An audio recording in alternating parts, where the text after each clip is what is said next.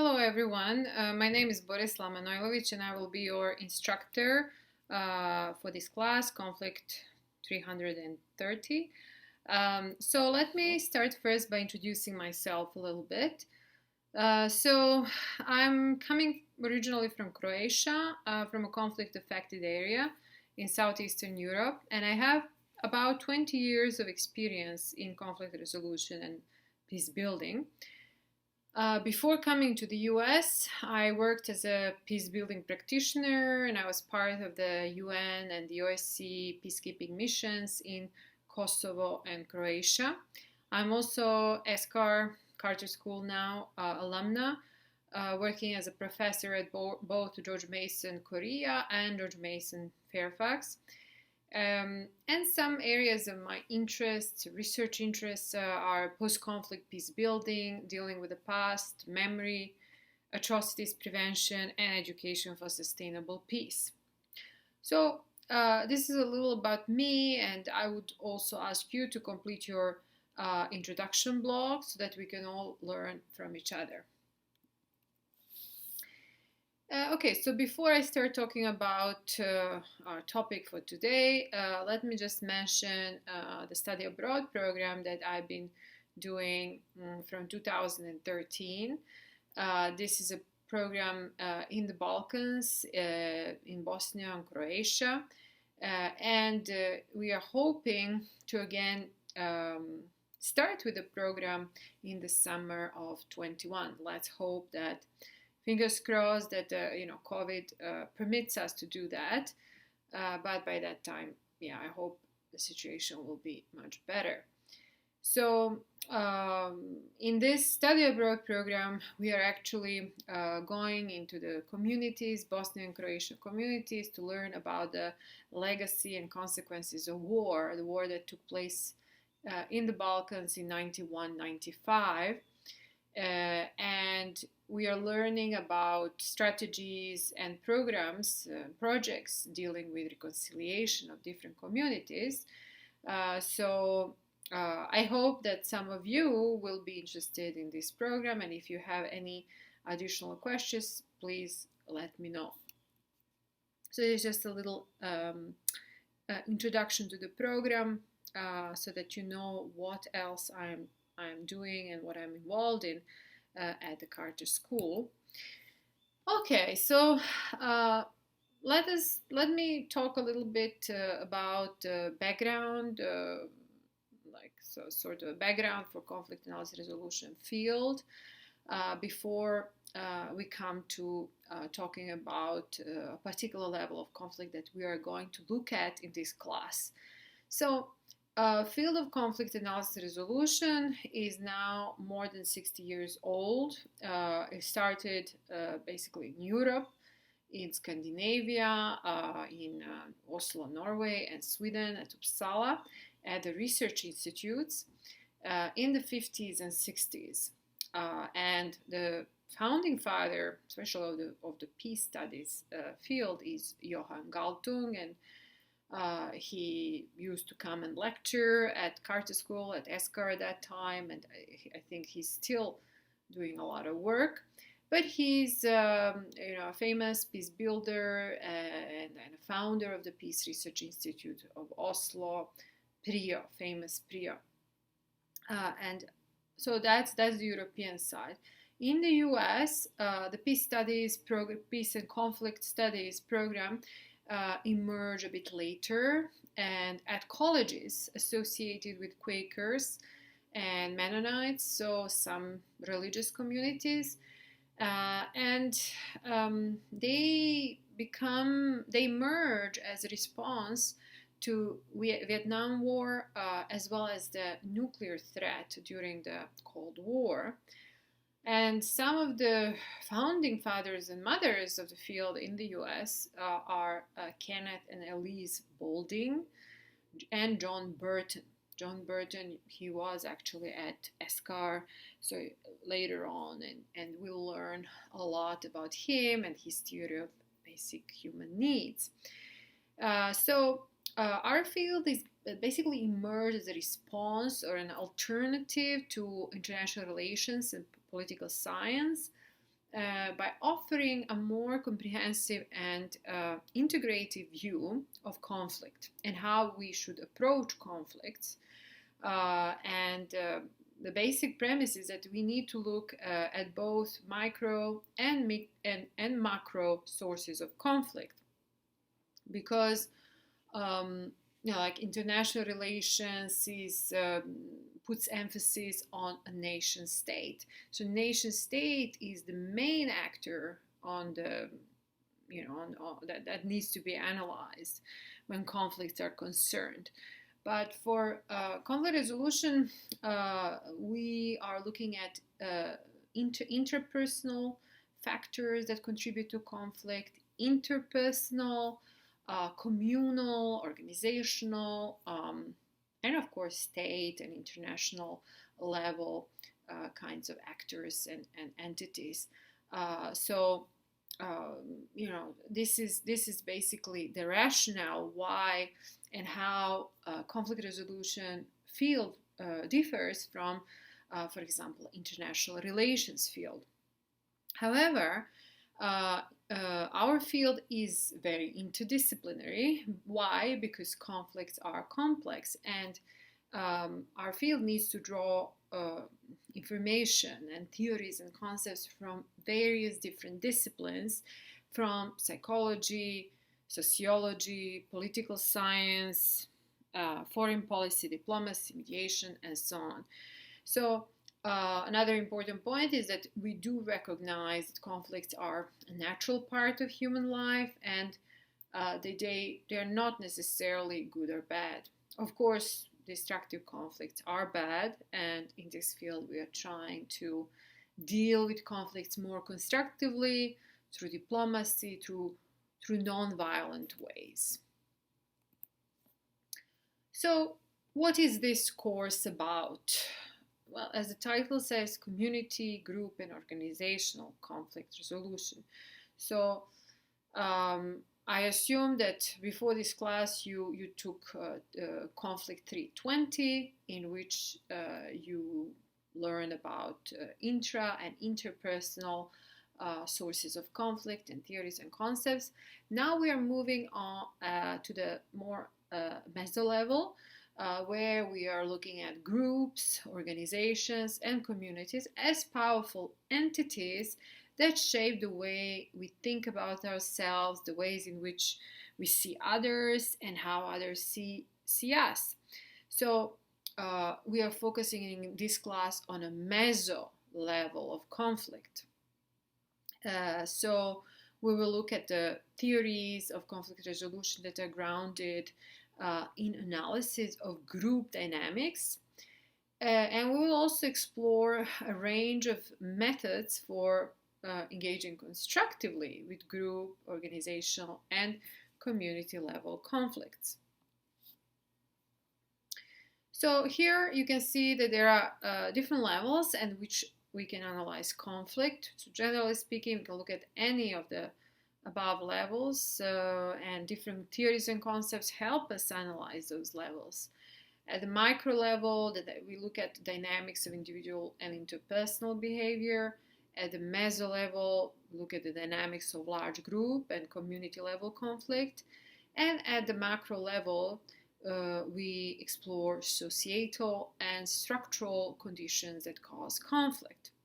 So what's important to note is that all of these levels are interconnected, but in our case, we are now zooming in, we are focusing more on group, organizational, and communal conflicts and dynamics. Okay, so this is just a short introduction into, what we are going to talk about in the course, in the subject matter. But let's now talk a little bit about the syllabus and the logistics for the course.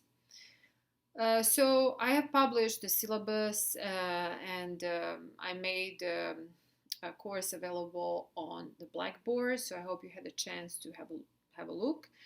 And it's very important that everyone reads the syllabus and gets acquainted with the requirements, books, assignments. especially now. And I know it's difficult, but because there's so much information out there and it's constantly changing. But we live in a very difficult time, and we need to find ways to adjust to the new situation quickly, um, especially because we need to ensure everyone's safety. So I wanted to draw your attention um, to certain things from the syllabus that will require constant and work every week, and these are our weekly blogs. So these blogs will be your weekly assignments, in which you will reflect on readings. So this will help you, get more insight, think about and understand the readings better, and of course you will get feedback about your reflections. So each week you have this assignment, except on the weeks that you have exams, papers, simulations, then you will not have to write the blogs. But you will see the instructions on the Blackboard about the blogs, about weekly blogs. These are like short essays, short papers, basically, about the readings. I would also ask you to order the required books as soon as possible. All the other readings will be available through Blackboard. The class will be conducted asynchronously, so online asynchronously. What does that mean? That means that we don't have like a time slot so that we can hold lectures, synchronous lectures at the same time. We can talk about a time where we can meet synchronously, but what I noticed is that it's very difficult because you have different schedules. So that's why this is an asynchronous course, and you will have the pre-recorded lectures, and then we will all engage in forums through discussion forums and blogs about the subject matter and topic for today. But what does this mean? This means that you will have a lot of reading and writing to do. So the interaction will be mostly in a written form. And what's also important is that you follow the announcements that I will be posting on Sundays or Mondays each week about weekly activities and assignments. Okay, so it's very important because sometimes you get an email, you get this announcement through an email, but sometimes Blackboard doesn't work that well, so you actually need to log in to the Blackboard and check the announcements. And of course, weekly, I will be publishing weekly folders where you will find your either readings or activities for the day, for that week. Okay, so now let's move to 5 important components of the class, or I call them also 5 pillars of the class, which are important for you to be successful in this class. So what are those? Openness, open discussion, which means academic discussion.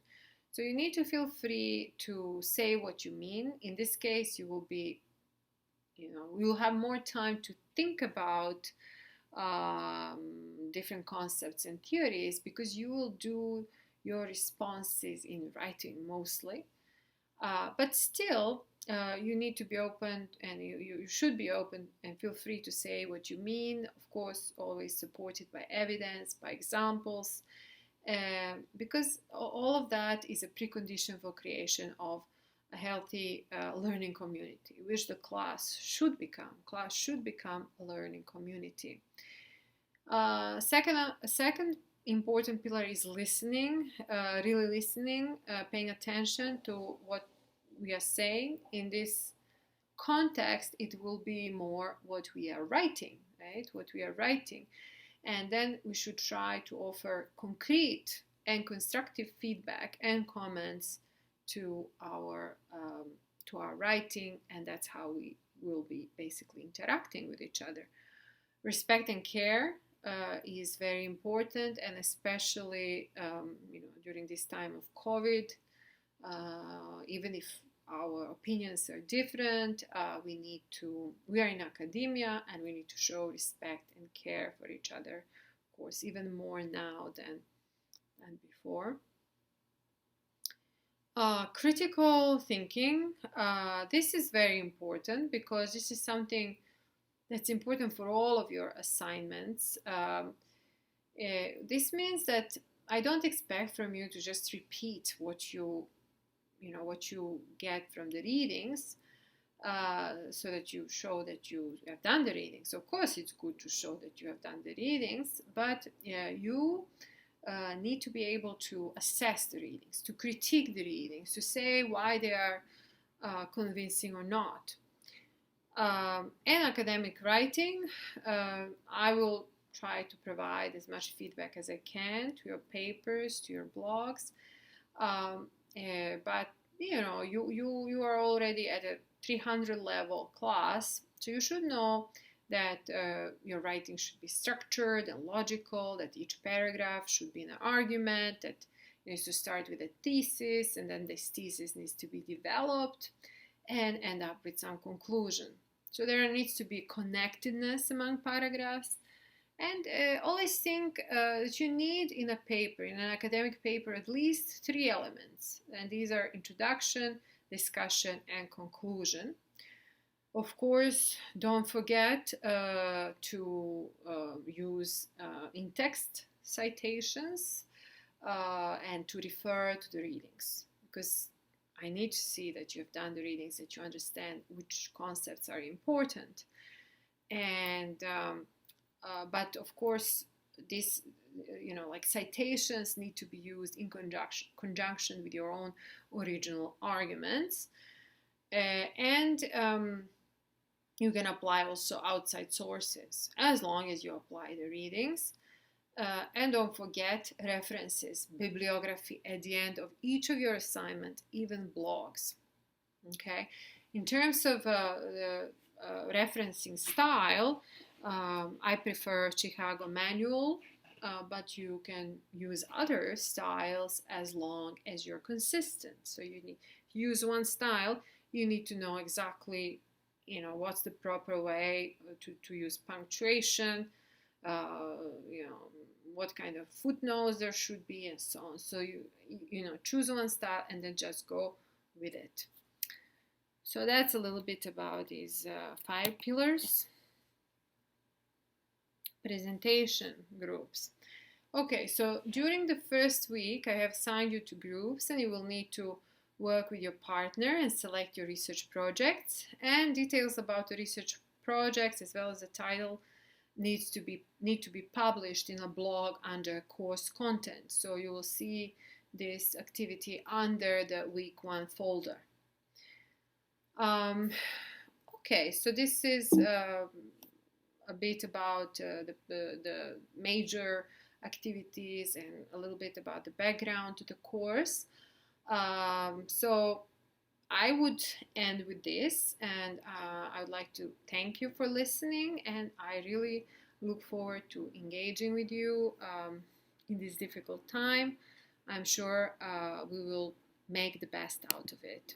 Okay, so thank you and stay well.